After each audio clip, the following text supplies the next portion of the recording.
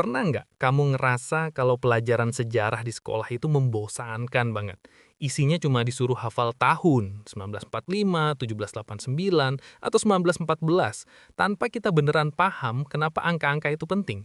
Akhirnya, sejarah cuma jadi tumpukan angka mati yang bikin ngantuk. Tapi titik nalar punya sudut pandang beda. Sejarah itu sebenarnya bukan soal angka tahun, tapi soal memahami pergeseran sistemik. Gimana cara manusia hidup, cara kita cari makan, dan cara kita berorganisasi itu berevolusi dalam pola yang sangat logis.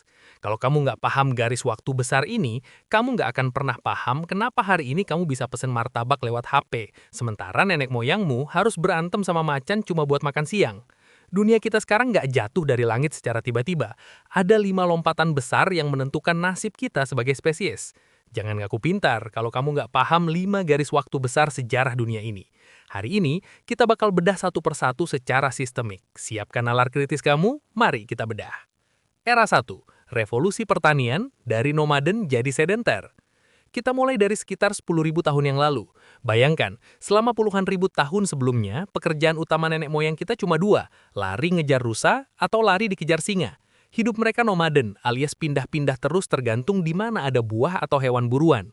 Secara nalar, ini adalah sistem untung-untungan. Kalau hari ini dapat rusa, makan. Kalau nggak dapat, ya puasa. Lalu datanglah revolusi pertanian.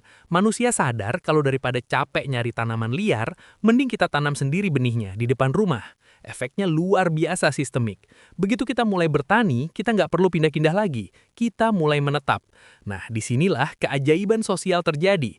Karena bertani itu menghasilkan makanan yang berlebih atau surplus, nggak semua orang harus jadi petani. Ada orang yang akhirnya punya waktu buat mikir. Gimana kalau kita bikin aturan? Gimana kalau saya jadi tukang bikin pedang? Atau gimana kalau saya jadi pendeta? Inilah asal-usul spesialisasi. Tanpa revolusi pertanian nggak akan ada peradaban. Kamu mungkin masih sibuk nyari akar-akaran buat sarapan sekarang. Logikanya simple. Makanan stabil sama dengan masyarakat stabil, sama dengan kemajuan dimulai.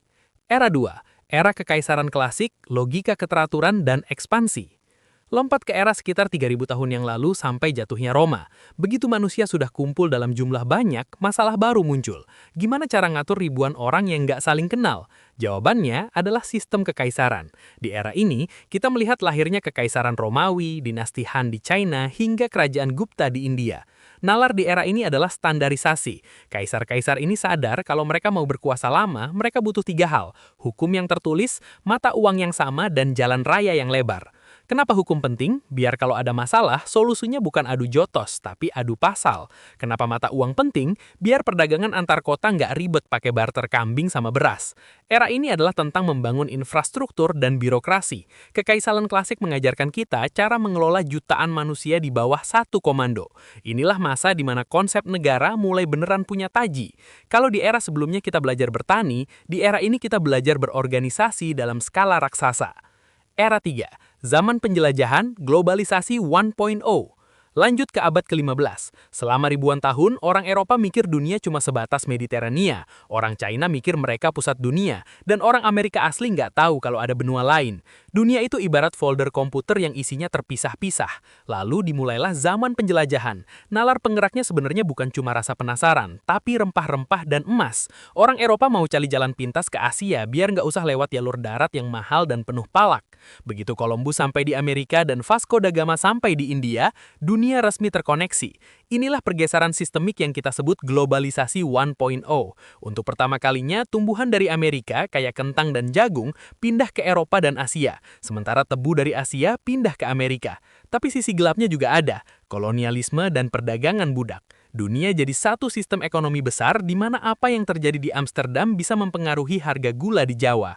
Di era ini, manusia belajar kalau peta dunia itu bulat dan modal kapitalisme mulai bicara lebih keras daripada pedang kaisar. Era 4. Revolusi industri dari otot ke mesin. Masuk ke abad ke-18, selama jutaan tahun tenaga penggerak dunia itu cuma dua, Otot, manusia atau hewan, atau alam, angin atau air. Kalau kamu mau bikin baju, harus ditenun manual pakai tangan. Kalau mau kirim barang, harus pakai kuda.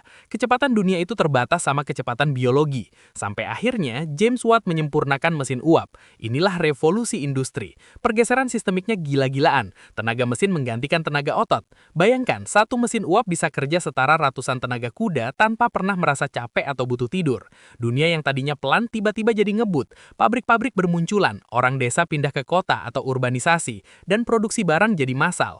Inilah awal mula polusi, tapi juga awal mula standar hidup modern kita. Revolusi industri mengubah kita dari spesies biologis menjadi spesies mekanis. Logikanya simpel, siapa yang punya mesin paling canggih, dialah yang jadi penguasa dunia.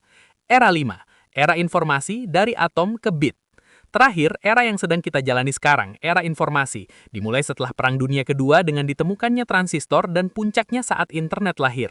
Pergeseran sistemiknya adalah perubahan aset utama dunia. Kalau di era sebelumnya aset paling mahal adalah tanah atau pertanian atau pabrik atau industri, di era ini aset paling mahal adalah data dan informasi. Kita berpindah dari dunia atom yang berat ke dunia bit yang ringan dan gak punya massa. Sekarang, kekuasaan gak lagi diukur dari berapa banyak tank yang kamu punya, tapi dari seberapa banyak data yang kamu kuasai. Internet menghubungkan seluruh umat manusia ke dalam satu jaringan saraf global. Informasi bisa berpindah dari London ke Papua dalam hitungan milidetik. Lucunya, di era ini kita punya akses ke seluruh pengetahuan di dunia, tapi kita malah sering terjebak dalam perdebatan gak penting di kolom komentar. Nalar di era ini adalah konektivitas dan otomasi. Kita sedang bergerak menuju masa di mana kecerdasan buatan mungkin bakal menggantikan nalar manusia. Ini adalah lompatan paling cepat dalam sejarah, di mana perubahan terjadi tiap tahun, bukan lagi tiap abad. Jadi, apa benang merah dari 5 garis waktu ini? Semuanya bermuara pada satu hal, efisiensi. Manusia selalu mencari cara untuk dapat hasil lebih banyak dengan usaha lebih sedikit. Pertanian bikin kita dapat makanan stabil, kekaisaran bikin kita punya tatanan sosial yang stabil, penjelajahan bikin kita punya akses ke seluruh dunia, industri bikin kita punya barang massal yang murah, dan informasi bikin kita punya pengetahuan instan. Memahami sejarah dengan cara ini bikin kita sadar kalau dunia kita sekarang itu bukan sebuah kebetulan. Kita adalah produk dari ribuan tahun eksperimen sistemik. Jadi, kalau kamu masih mikir sejarah itu cuma soal hafal angka tahun, kamu melewatkan gambaran besarnya. Sejarah adalah panduan buat kita menebak kemana arah peradaban selanjutnya. Setelah era informasi, apa lagi? Mungkin era antar bintang, kita nggak tahu. Tapi nalarnya pasti tetap sama, mencari efisiensi baru. Terima kasih sudah nonton sampai habis. Kalau kamu suka cara kita ngejelasin hal-hal rumit jadi lebih masuk akal, jangan lupa follow Titik Nalar. Kita bakal terus bahas banyak hal sehari-hari yang sebenarnya menarik, asal dijelasin dengan cara yang benar. Titik Nalar, jelasin dunia, satu nalar dalam satu waktu.